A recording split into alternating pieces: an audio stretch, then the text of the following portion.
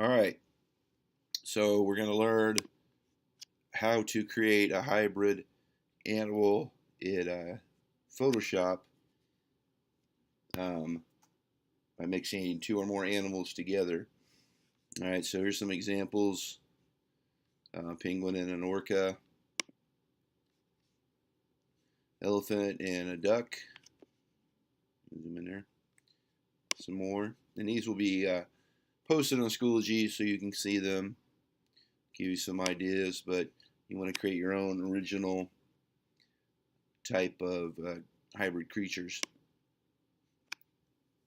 And you want to figure out how to do this kind of seamlessly so they look like they match up color wise, texture wise, so they're not just kind of stuck on there and don't look quite right.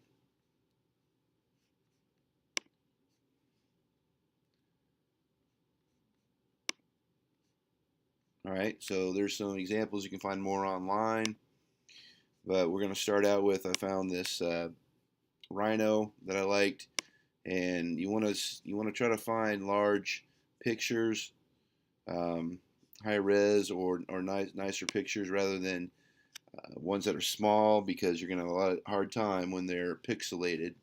So I'll drag and drop that into Photoshop here, and what this is going to end up looking like is this creature. All right, so you got the head of a alligator, crocodile, and the wings of an eagle, and it's a new kind of creature.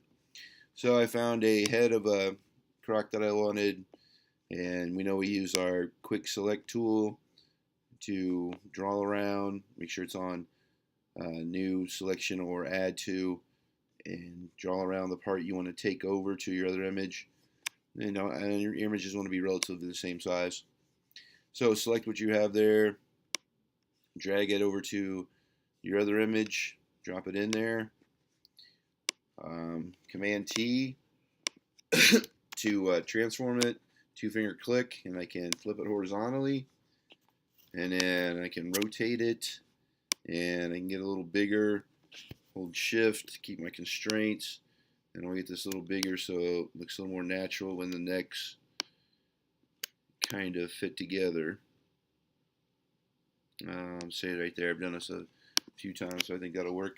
Now we notice that a couple things. One thing, the skin of the crocodile's whitish gray, greenish whitish gray, compared to the black rhinoceros with that rich earthy tone. And you also notice that the rhino's head is sticking out behind of the alligator crocodile. So I'm going to go down to that layer, my bottom layer of the rhino. I'm going to go over to my clone stamp tool, and I can make my brush big and small using the bracket keys next to the P key on the keyboard. I want to select a soft round brush, and then I'm going to use Alt Option, and you bring this little crosshair up, and I want to click somewhere in the background, somewhere away from the horns, and I want to paint over those horns. So it's taking that background around there, and it's duplicating it and overriding it so that it covers that other area. Okay, I don't really worry about that crocodile because I'm on the layer below, but I can go in and clean up and get rid of the parts I want to get rid of. Get rid of this little piece there. I don't know if I need that or not, but let's get rid of that. Now, the to get the color of the croc's head to match more up with the rhino's body color. There's a couple ways you can do this. One way is to come over to your brushes, your brush tools, and if you go down to your third brush down, it's called Color Replacement Tool. Color Replacement Tool has a little crosshair in it, and what I'm going to do is when I select Alt Option, hold that down, I get a little eyedrop tool. I click on an area, and it brings up this little chart of colors, kind of the grayish white of the crocodile and the brownish reddish of the rhino, and it'll take a color in between those. So if I choose that color, and then I go to that crocodile layer, I can paint on with that color, and you can see it's a color that's kind of in between those two um, colors. So the color of the skin here, the color of skin here, and that's not bad. It's probably not as dark as we want it, but it's not too bad. So you'll find kind of use for that. I'm going to get rid of it, and I'll show you another way. I want to duplicate this layer, okay, because I want to save the color of the teeth and this pink inside of the jaw and probably the eye. So I have two layers of that now, one above, one below. Okay, I'll hide the one below and I'll click on the one above. So now I'm going to go up to image adjustments, use saturation, colorize. We've done this before. So now I'm going to choose I'm going to mess with a saturation and a color that's closer to that. I think that will match up to that black rhino skin tone. And this will take a little bit of trial and error until you get kind of that color you want, to make it closer to what I think the rhino skin looks like. That's not bad. I could delve a little bit further into it, but for our purposes, that'll work. I click OK. That's not too bad. I get some of that reddish color up in here and some of the darker tones. But I want to get some of the teeth that come through because it's all this one color there. So I'll give my racing tool, either hard or soft, and bring up that layer below, and then on the layer above that I just painted, I'm going to go in and erase out those areas that I want to show through of the teeth. Change my size of my paintbrush, kind of pull around. Looks like there's a big cavity right there. Pull around, kind of paint over some of the teeth I want to show. Maybe some of the skin inside his mouth. And for this, I may switch to a soft brush, just because I don't want to get such a hard edge when I'm painting in there. So I'm going to bring back, part of the interior, some where the teeth are. Pick up what I want to in there. It shows a little bit of, have a little fun with it, creativity with it. Oh, sorry, I'm trying to beat this cold. You know what? I don't get the eye too, so go up to the eye. Now we're going to color back into the eye. So that's pretty good as far as the colors go on there, as well as I want. In here, it's kind of a hard edge, so I want to get that a little softer. One thing I can do is go back to my clone stamp and take the clone stamp on the alligator head and pick an area there and kind of clone out some of the scaling that I have here. Kind of repeat some of that scaling out, push it out a little bit into the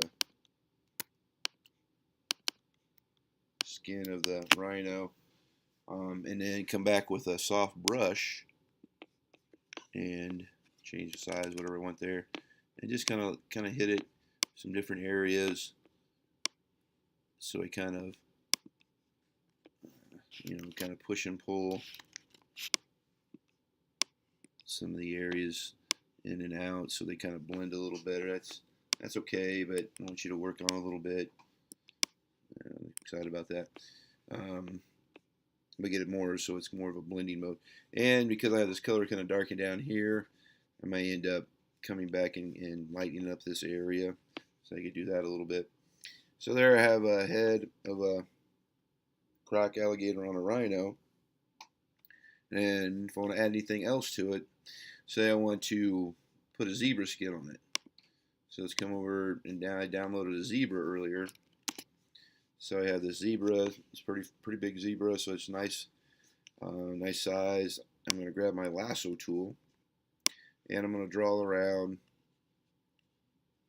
the edge of the zebra, the parts I want, along the stomach, up along the front end, things like that. So I've got a pretty good slab of the texture of the zebra. I'm going to drag that into my croc rhino, and I'm going to Command T, and then flip horizontal, and then this matches up pretty well, which I was kind of surprised. If I just kind of pull it out to line it up a little bit, it actually lines up fairly well as long as the front hip and shoulders. And one other thing I can do is when I'm pulling this out like this is 2-finger clip and go to warp. Now warp lays this grid over the top of it, and you can see I can kind of push and pull some different areas to kind of cover what I want. Push that down, pull it down there, kind of push around. And if I go over, it's fine because I can click OK, drop my opacity down, and you can see that I have some part over here. Go back and grab an eraser, make it a hard edge eraser, and just go in and clean up carefully your edges a little bit over there. So you got to be careful. I don't know which is. I guess that's over. But that lines up pretty well. Bring the opacity back up, and now I just get that white black zebra skin on there. So I want to use my blending modes. So I'm going to come over to my blending modes, go down to overlay, and you can see now the texture of the rhino from underneath, but it's still kind of an odd color. So maybe I'll switch to soft light. And soft light's pretty good. I still have some of the white of the zebra, but I still see some of the pattern underneath. If I go to lighten, okay, you notice I get rid of all the black. So all the black's gone, so the stripes are now the skin of the rhino. You may like that, you may not. I kind of like the soft light version of it. And if I wanted to, I could play with the opacity a little bit, not too much. But I could keep taking parts of that zebra, stretch them, warp them, and cover up the parts of the rhino that I wanted to. Back over to our original one, I have these wings that I put on here. If we go to those wings, and we hide some of the, I put a texture on there too. So if I hide the rhino, you look at it, you can see that I've kind of chopped away, erased away some of the wings. So I duplicated the wings, put one on the front, moved the other one to back, and then erased away parts of it so that it shows through. And then they were just standard kind of wings. So I make them right layer there.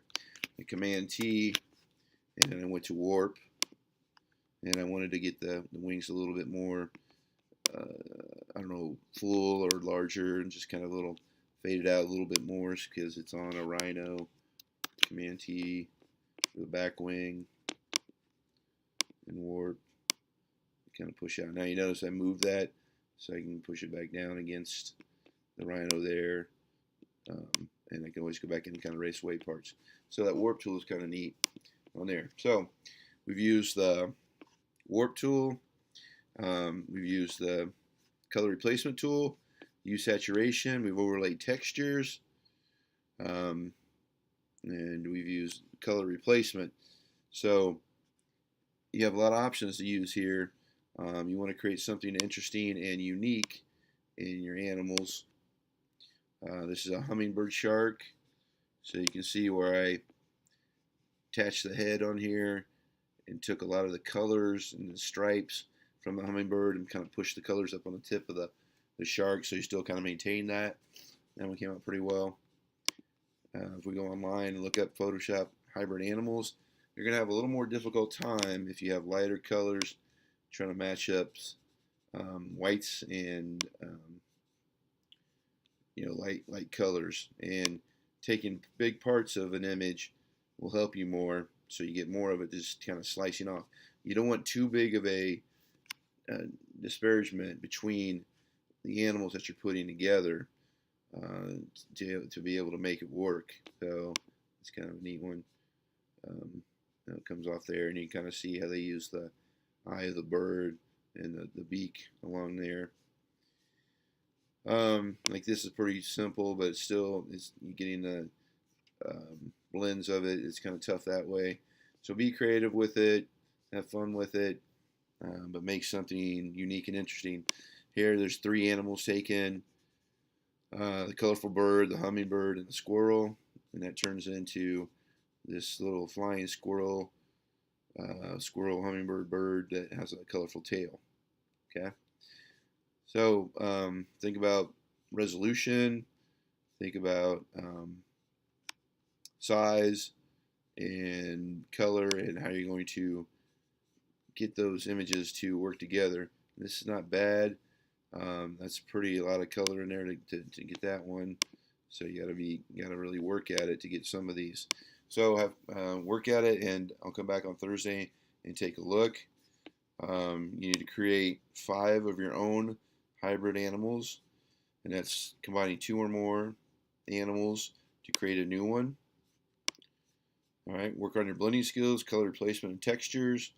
Look at examples online to get ideas, and make sure your creature is your own unique design. Make sure your images are large and not pixelated. Okay, this will be posted on Schoology. If you have any questions, let me know. I'll answer them when I get back. All right, good luck and have fun.